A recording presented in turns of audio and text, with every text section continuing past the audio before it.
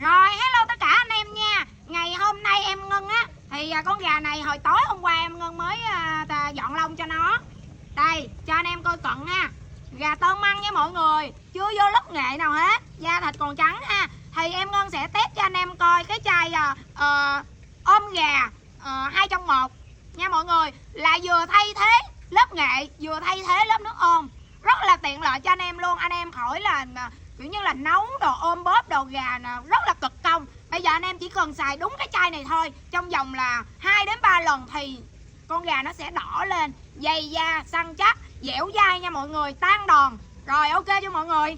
Rồi chai